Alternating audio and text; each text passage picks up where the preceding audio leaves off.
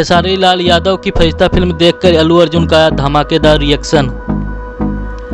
खेसारी लाल अपनी बेहतरीन गायकी और अभिनय के लिए जाने जाते हैं।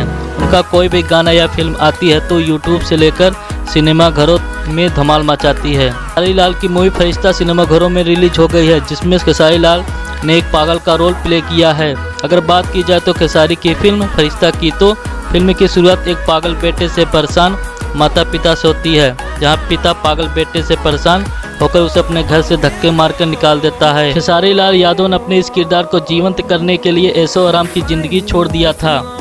अपने किरदार में गंदा और पागल जैसा दिखने के लिए एक्टर ने बालों को बड़ा किया था, साथ ही 20 दिनों तक नहाए नहीं थे ताकि वो पागल के किरदार में फिट हो पाए। 15-20 दिन तक समझिए कि जब तक मुझे पागल बनना था तब तक मैं नहाया ही नहीं था। मैं उसी बाल के साथ ऐसा ही गंदगी में सोता था।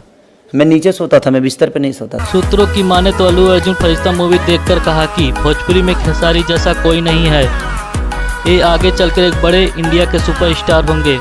अगर आप भी खेसारी लाल और अल्लू अर्जुन के फैन हैं तो हमारे चैनल को लाइक और सब्सक्राइब जरूर कर दें।